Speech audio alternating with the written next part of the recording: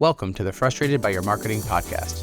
It's hard. Book marketing is so different than any other marketing I've done before. BookTalk is a really popular thing right now. If Stephen King used ChatGPT to help him write a book, would we consume that? And 100% all the comments are like, is this AI? Traditional publishing can take years and years and years. If you do self-publishing and you're really good at marketing your book, you can make up to like 75%. You have to believe in it. You have to believe in yourself. And self-publishing, the good and bad of it, allows you to do that. Hello, everybody, and welcome back to the Frustrated by Your Marketing podcast. We have a great episode for you guys today. We're going to talk about books. We've got a couple authors here at Skyline, and we're going to talk a little bit about Bootstrap Marketing and how you market a project that you're working on if it's not your main career, if it's a side hustle. So that's what we're going to discuss today. Before that, I want to do a little marketing in the news section. I got a couple things I want to call back to and a couple new items that I want to discuss. Fun stuff. Yeah. First, I want to say happy birthday to WordPress. So as we're recording this on May 26th, tomorrow, WordPress will be turning 20 years on May 27th, 2023. It's a big part of our business. I love the software. It powers 40% of the web right now worldwide.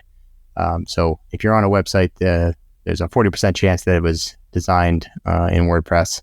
And we're going to actually, I think our next episode is going to be about WordPress, and we're going to talk all about it and why we love it and why we use it almost exclusively for the clients we work with.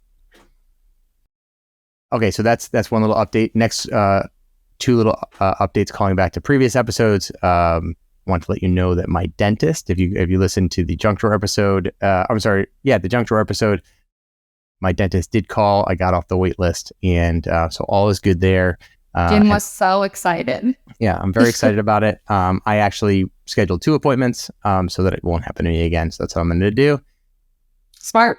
So, whether or not they did what they were supposed to do, who knows? But I'm happy and all is good there. And one other thing I wanted to talk about from that same episode was the Dove commercial. So we covered that Dove beauty commercial about self-esteem.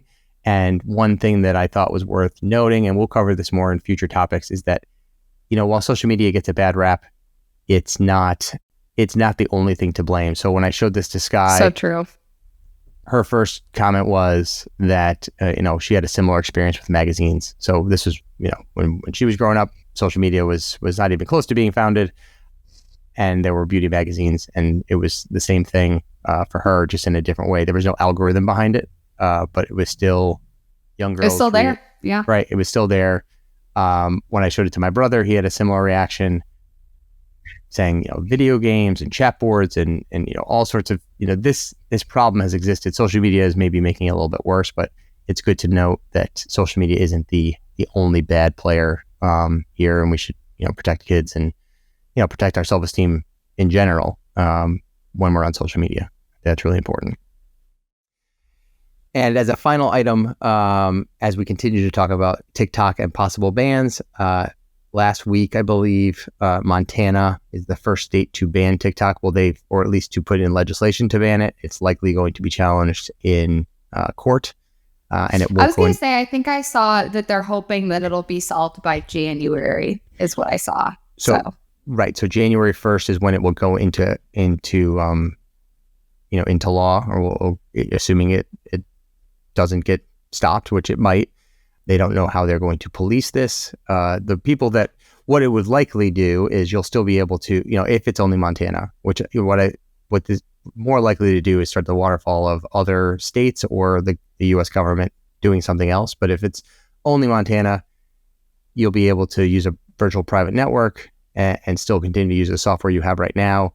Where it's going to affect people is it'll be much harder to download it. So the fines are set for the companies. So I think it's like $10,000 is what I had seen is like the max 5. Right. And that's for Apple and Google and people that would be distributing the software and internet service providers that would be sending you to the actual website. I'm going to guess the website will be much harder to get to. But if you have the app downloaded, you'd be able to continue to use it, and there's no fines for the user. So likely just one step in the process of figuring this out. Whether or not it's going to do anything, who knows? My gut reaction is still that this is, not going to happen. It'll be challenged in court and it'll be rejected, but I guess we'll have to see. So if you're marketing, get some other apps just in case. Right. So that's the in the news section, in the marketing news section. So let's launch into our topic for today. So Madison has shared some exciting news with us. She is an aspiring author. Except Jim knew before I even told him. Right, I did. And so this is a good reminder to if you put anything out on the web, people will find out. I'm obviously connected to Madison for work. She's in my contacts, and your contacts are on your phone, and your phone then looks for people that you might know when you're scrolling through social media. So Madison hadn't told us yet that she had a pen name and that she had a book coming, and but it was suggested content to me on TikTok first and then on Instagram, and so I was able to follow along until she gave us the great news a couple weeks ago. Which is funny because I knew that was probably going to happen at some point, but I figured you might mention it to me beforehand. So it's funny. For those of you that don't know, we did a little water cooler thing for one of our meetings, and it was 3 truths and a lie. Right. And I threw that in there as one of my truths, was that I was writing a book. And Jim apparently already knew that one was true. I did, yes. Yeah, I didn't want to spoil the surprise. I didn't know, if Madison wants to keep that private, but I was sort of following along on the side, and I'm very excited about the book coming out. So, Madison, tell me a little bit about, what made you want to write a book. If you want to share your pen name and a little bit about where you started and where you are now. Yeah, so it's kind of funny. So I wasn't originally going to go under a pen name, but then I realized that there are a lot of other authors with the last name McQuistion, my mom being one of them. She has 2 books coming out this year as well.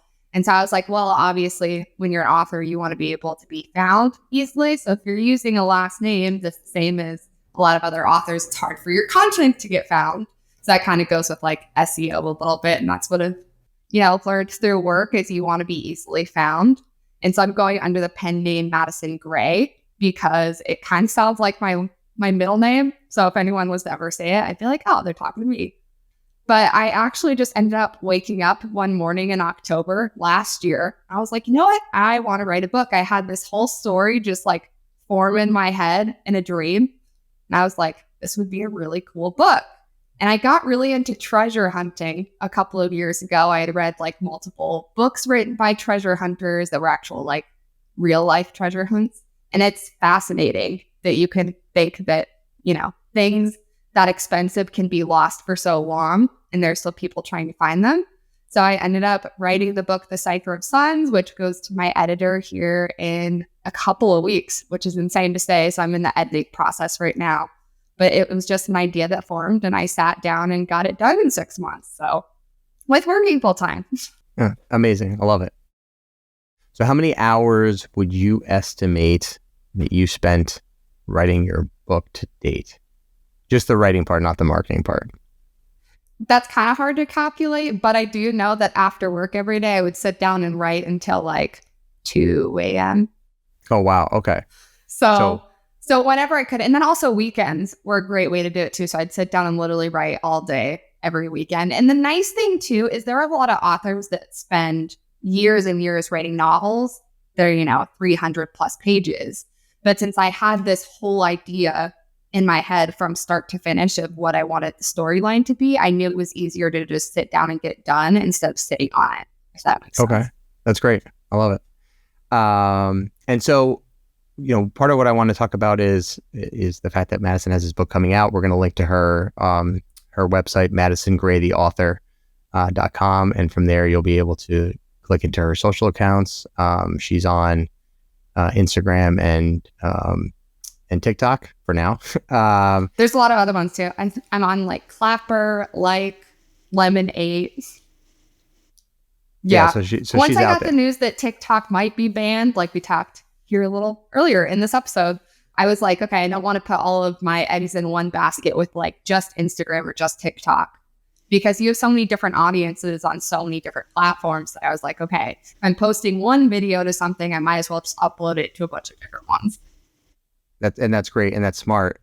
It's still, that rented land because it's a platform that you don't own, but it's multiple ones you've diversified, and more importantly, and that part of how the sort of other part I want to cover in this book is bootstrap marketing and when to do your own marketing. So, Madison's in marketing. She works with us at a marketing firm, but she's doing this as her side project. This is, I don't know if you call it a side hustle or a passion project or whatever you want to call it. Madison has started to build followers, and I'm sure you started with people that you knew. But I actually didn't. Oh, you didn't? Okay, because great. I was going under a pen name. Okay, so you didn't tell anybody of those followers? Pretty much my family, and that was it. Okay, wow. Okay, yeah. Great. So, and she's built out hundreds of followers on the platforms that I've checked. I don't know if any are in the thousands yet, but there's certainly hundreds. I think TikTok and both are. I'm in the thousands already, which is okay, great. And fun, so that's amazing. And that's all from sharing original content about being a writer, being an aspiring writer, being, having a passion, the book publishing, sort of the writing process, those are the things I'm seeing on there. So how did you, tell me a little bit about, I know you talk a lot about it's hard to grow on Instagram, but how have you grown your audience? Like, what has been your method doing this on your own? So it's funny. I was always really against TikTok. And then when I realized that I wanted to write a book, I was like, okay, BookTalk is a really popular thing right now, like #BookTalk. And I was like, okay, I need to do a bunch of research. I need to follow other authors, see what they're doing. Because the hard part is I don't have a physical copy of my book yet. I'm hoping here in a couple of months to. But I kind of just have to share my story, my process as a writer. I always joke about writing and working full time just because people can relate to that content. I think having relatable content can help you grow faster. So it's hard not having a physical book because a lot of people now will collect photos of what they think the imagery of their book looks like, and they'll put it in a collage and things like that to kind of get people hooked to the storyline without actually having the physical copy. So my process for TikTok and Instagram are both a little bit different because Instagram is really hard to grow on. I mean, I've been growing a lot faster because I've been repetitively posting reels. So everything I post on TikTok, I post on Instagram, but both do have somewhat different captions, if that makes sense. So it's been fun, but it's you do have to be very vulnerable with getting your face in front of people for marketing, I think, especially with books, because a lot of people do care about your personal story as an author. They like feeling connected to an author if they're readers, which is super cool. But that also means that I have to actually get my face in front of people, which is a little bit weird. I'm getting better at it, but yeah, and that's something we'll continue to talk about aside from books. Is that I'll bring in ChatGPT here for a second, but the reason why that will never replace all content creators is that we do care about the person behind the book. Now, will AI help writers write things more quickly? That will probably come. And one of the other podcasts we listened to, they talked about, if Stephen King used ChatGPT to help him write a book, would we consume that? And his thoughts were yes, and I agree with that. But if somebody else said write a book like Stephen King with this topic, would we want that? And the answer is no, because we care about him. There's so many other people you can read. We don't really want to read others. Somebody might, but by and large, we wouldn't want that. So that's why people care about the face behind the publishing. Some people, other readers, they want to read that one content, and that's fine. But these authors that are, bigger than life, Stephen King and Patterson and so on, a lot of it is that person. And Patterson, pretty sure a lot of his books are ghostwritten. That's, I don't know if that's 100% confirmed, but he writes the outline, somebody else ghostwrites it, and it's, James Patterson with some other author. It is insane how many ghostwriters there are for authors. I was very surprised to learn that because I'm a part of a lot of writing groups on Facebook for authors. And it's funny that you mentioned ChatGPT because that is a really popular conversation right now in Facebook groups. is someone will be like, oh, can someone read this first chapter of my book and let me know what you think? And 100% all the comments are like, is this AI written? Is this from ChatGPT? And they're like, oh yeah, it is, but I changed it a little bit. But you can 100% tell because there's like not a lot of emotion in it, if that makes sense. I mean, it is like a robot kind of writing it. And so you can definitely 100% tell that it is not like a real person writing it, because people do like that emotion that comes out of books and stuff. I mean, there's a reason why, like, I mean, we do go back to a lot of the classic books, obviously, but I was like reading Treasure Island not that long ago, and that is very, like, the writing in that is very different to like what people like to read now. Yeah, it is. It's harder to read classics for that reason, and things do evolve. And yes, you want that emotion in there. That Treasure Island's a great book. I keep trying to get my 8-year-old to let me read it to him, and he won't let me do it. But I'm waiting to reread it for that one, for that moment when it happens soon. But yeah, it's, if you going back to James Patterson, the thing that's amazing there is he's almost got a human ChatGPT going with his current model. That's how he releases, I don't know, it's 4 or 5 books a year, but he's still involved in the process. The person's still behind it. He's writing, he's scripting out the story, the outline. Someone else is doing the writing, and then he's involved in the editing process. So it's still his book. Is he writing every word? No. So, there's always been this, and in your book, you're going to send it off to an editor. I mean, if you read, one of my favorite things in books, I always listen to the credits at the end. I love hearing how the editor is involved. I mean, Stephen King he's, one of the most prolific, successful writers of all time. And he talks about it all the time, how certain people help him change storyline things. Does that mean that person is a writer of the book too? No, it's still his name on it. But there are, it's very few projects are one person created the whole thing from start to finish and no one else got involved. So, if AI is part of that, then I think that's great. Just as long as there's still that person, the sort of the marionette conductor involved there. Well, and that's why too, so I'm going to be an indie publisher, which means I'm self-publishing myself, which is why marketing is so crucial for me, because I don't have a traditional publishing company that will be doing the marketing for me. And the reason why I'm doing that is, one, because traditional publishing can take years and years and years. And it's easier if you have an agent, which taking an agent can take years. But I remember talking to you about that crazy statistic that it's like, if you do traditional publishing, you make, maybe 10 to 15% of your royalties. Whereas if you do self-publishing and you're really good at marketing your book, you can make up to like 75%, which is crazy. But so many people now are going into self-publishing because they can get their books out easier. But also it means that a lot of people are publishing not great things. So that's why it was really important to me to find a really good editor that I could take criticism from well, because I want to put out my best possible work. I would hate to get comments on a book that it's like, oh my gosh, there are so many grammar mistakes and all these words are spelled wrong. None of this makes sense. And I'm like, that would suck to like have reviews like that after you already worked so hard on writing a book. So absolutely. And, that an editor, so there's reasons to have an agent and a publishing company, and there's reasons to do it on your own. And speed is one of them, and profit is one of them in both directions. Obviously, if you've got a publishing company behind you, they want to make money too. So you might be getting 10% of a bigger pie eventually. And, at some point as you grow as an author, likely that's where you'll end up. They are experts in that kind of marketing. They're experts in that kind of networking. They're experts in getting books on the shelf.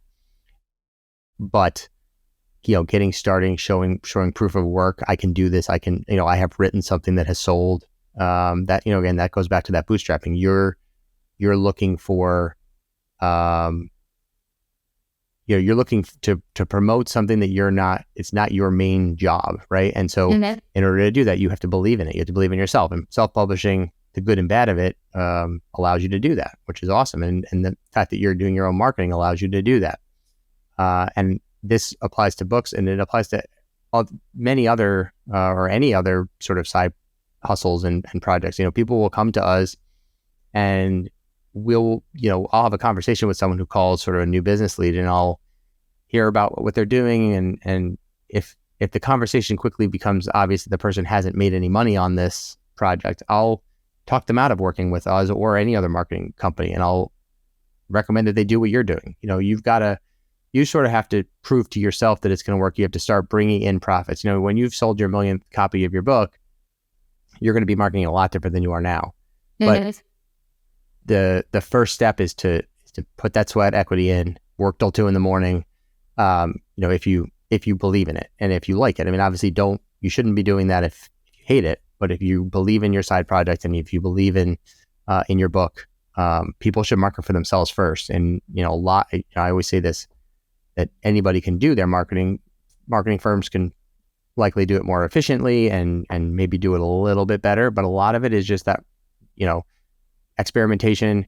We've done that, right? So we don't have to waste time there. But when you're doing yourself, like what's going to work, how, knowing, reading a result and trying something different, doing something slightly different in platforms, and then just continuity of it, continuously doing the same thing to build that audience. And that's how you've grown. And so some people are brand new every time you do a post, and some people are repeat visitors, which is great. And that's because you're posting consistently throughout the week to keep those eyes excited and hopefully. And it's fun because I have those few people that have been like following I just got a comment today on one of my posts, and she was like, I'm so excited for this book to come out. And it makes me happy because I'm like, well, at least I know like somewhat that my marketing is working, even though I don't have like a physical copy. But that's the other thing too, is there are so many traditionally published authors now and like successful authors that started with self-publishing because they were able to make a name for themselves. And then getting a traditional publisher was so much easier after going through that process. Because my original plan was to go into traditional publishing.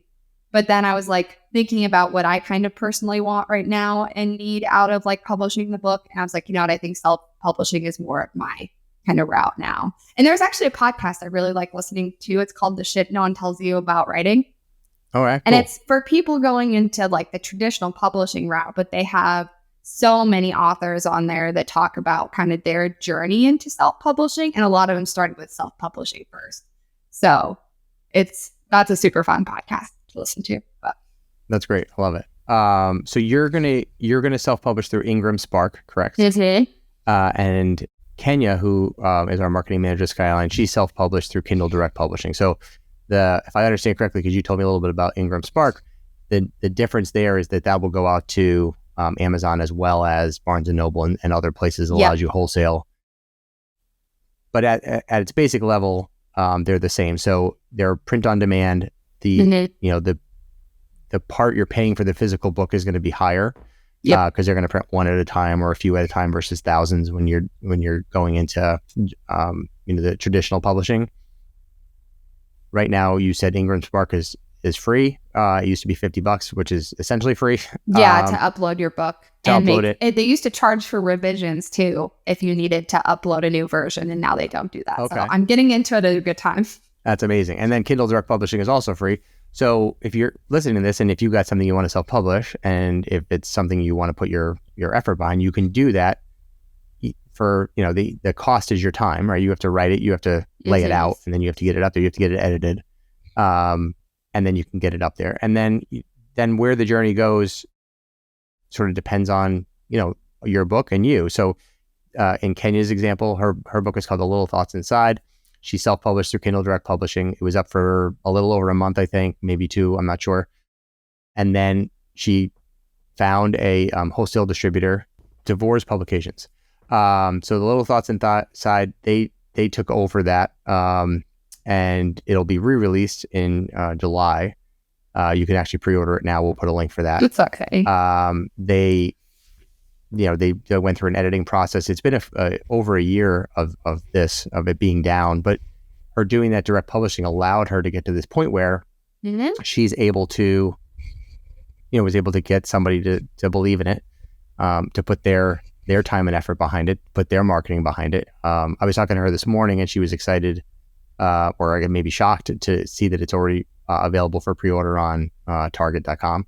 So, they've got, the traditional publishers have these inroads, but she might not have been here had she gone there directly. So she put her sweat equity in. She did proof of work, and the person believed in it, and that's amazing. And again, the book evolved a little bit. There's sort of edited a little bit, and a different illustrator came in. Kenya's niece was the first illustrator, and she's still involved in the project. But for this, they brought in an illustrator who had done some other children's books. And it's a great book. I love it. I can't wait to get the new copy. I had the original copy, and it's all about self-esteem for kids. And it's a beautiful little book. And I hope for her that it is very successful with that route. And for you, I hope that you're successful with independent publishing. I think that you've got the opportunity with how you've been doing things, that there'll be a big excitement when the launch comes. I can't wait to read it. I want to read it on Kindle. And I haven't officially said this, but I'm hoping October is the October. Okay, great. So we'll get the shoot for date for publishing. So awesome. But yeah, I didn't want to limit myself. That's the hard thing with looking into self-publishing, is because you do have, Kindle publishing, Amazon, Ingram. But I know with Amazon, the hard part is if you are an author and you're doing print on demand with Amazon, you can't wholesale and sell your books to bookstores. Whereas IngramSparks, the cool thing is if Barnes & Noble wanted to actually print my book and put it into Barnes & Noble bookstores, they could do that from IngramSparks. So I didn't want to limit myself, because I'm doing all this marketing. It would suck for someone in another part of the world to want my book and then not be able to get it. So it's if you are going with Amazon or Kindle, sometimes it can be really hard to, market your book outside of the United States because people can't get it, if that makes sense. Yeah, I've seen there's a ton of books on Amazon. I'll hear somebody talk about it on a podcast, and you'll go to Amazon and you'll see that it's still up there but unavailable for purchase. Yeah. If they don't have a Kindle version, if it goes out of print, or if there's, I don't know, how that all works, that maybe the connection to the self-publisher gets disconnected, but it gets frustrating if you want to read something and it's not available. And then you can't, yeah. Right. So I've definitely had that happen to me before, and I'm not the type that's going to buy an old, paperback copy and read that. I read everything Kindle. So if it's not connected, then I lose out. So I like the fact that you've got that, distribution network. And, I use Kindle. I mean, that's obviously the big e-reader, but if you're in IngramSpark and you can read it on Barnes & Noble's Nook, that's great too. So obviously if you go Kindle Direct, they wouldn't allow that. But again, either way, it doesn't matter, whichever one's easier for you. I'm sure, I know that Amazon is the biggest book distributor in the world. So, being on there is a great place to be. But if you can have those other options, that's great too. Yeah. So Ingram distributes to all three. So it's all kind of was also they're print on demand, actual physical copies of books. Their coloring isn't as nice as Amazon. That's one of it's so hard, because I was watching so many videos on TikTok and YouTube of pros and cons of both. But it's almost at that point, you just kind of have to come up with a personal decision. Right. Because there is always so many different things. Because with Amazon, you can't do distribution to bookstores and sell widespread. But yeah, so there's always pros and cons to everything. The hard part is just figuring out, I guess, as an author, what's best for you, and not limiting yourself was an important thing for me. So that's great. I love it. And again, I'm really excited to read it. I can't wait for October. So the message here is, if you've got a passion project like Madison, like Kenya, and you have a full-time job, you can still do it. You're probably in a place where you should be doing your own marketing. You can find information on how to do that on podcasts like this, on YouTube. You can follow, like you said, TikTok and Instagram has all sorts of tips on it, and just experiment and put in that time. Believe in yourself, and get yourself, if your goal is to become that thing, if your ultimate goal is to become an author, then we'll be sad to say goodbye. But this is the first step in that. And if not, if it's just always going to be something you do separate, that's fine too. But get it to the point where either you're comfortable doing that marketing, and it's not going to, right now you're putting in all those extra hours. You can't sustain that for the rest of your life, probably. Maybe you can, I don't know. But having those points in your life where you really go all in on something, when you're, writing a new book, I know you've already got plans on book number 2. Yeah, that's fine. Take the breaks in between, and or maybe get to the point where that product, project, service can self-sustain itself, and the profits from it can be put towards marketing, where you can hire a marketing firm. Definitely. Yeah. But first do it yourself. And also, one of the real challenges for marketing firms is it's very difficult for us to have the voice of the author or the voice of the owner. We develop voices, we know them, but if Madison had come to us and hired us to do marketing for her, we would not have been able to do what she's doing. Like we'll link to these. You can go watch. There are these fun videos. Madison's in all of them. It's something that's very personal, and that's why people are connecting with it. That doesn't mean that there are not reasons why book authors and publishers shouldn't hire marketing firms to supplement that. But at its core, especially for social, like, it's better if you're social, and it's better if it's you. Definitely. I would totally 100% do it for my website. So currently my website is through WordPress.com, because my main reason for doing that, because obviously I like self-hosted websites because that's what we do. And so I did WordPress.com because if I ever publish a blog post, it automatically goes to the reader platform. So people can easily see my content easier. And so I was like, since I had just published the website, I was like, I think that's a better way to go right now. So if I publish blog posts, it sends people to my website if they find out on the WordPress reader.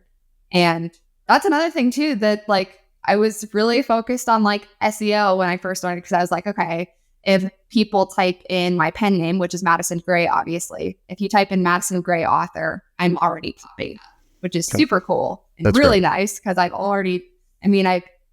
fully been doing marketing, I think, since February. So it hasn't even been that long, but I've been very much pushing it out there. So that's awesome. Yeah. Well, so next week we're going to talk about WordPress. We'll talk about the differences between WordPress.com and WordPress.org and how that confused me when I started using WordPress. I don't know what it's been. I'll look it up, but let's say 14 years ago, when I started using it, and how that was very confusing to me, and how it's not confusing to me anymore. Yeah.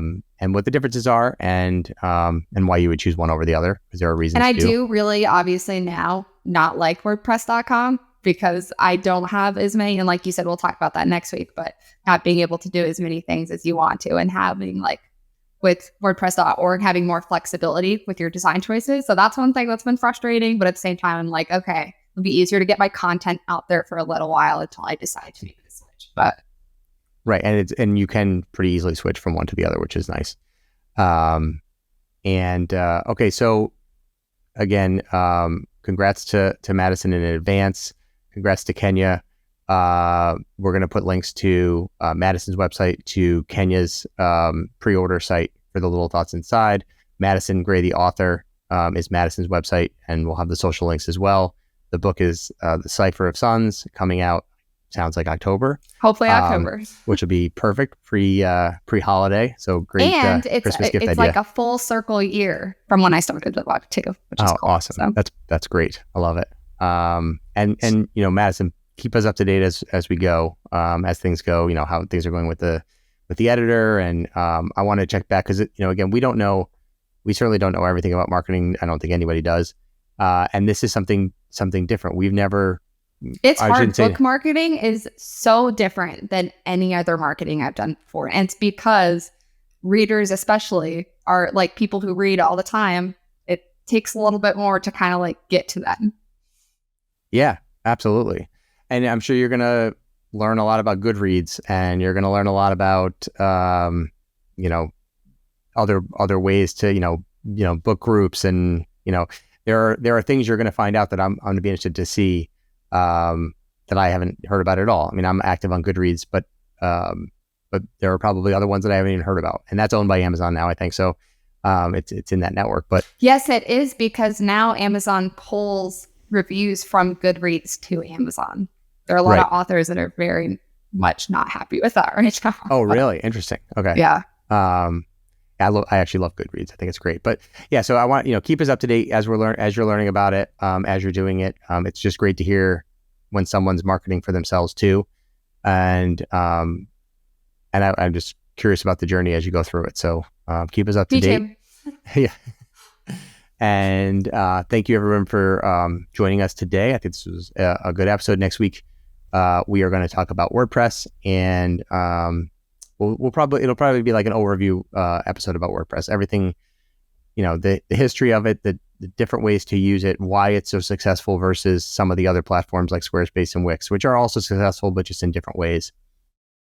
And it's time that we do that episode because it's something that we're really passionate about, and I can't wait. Yep, it'll be super fun. Thanks for tuning in. Thanks so much. So like, subscribe, leave some reviews, and we will see you next week. Thanks so much. Yeah, see you guys next week. Bye.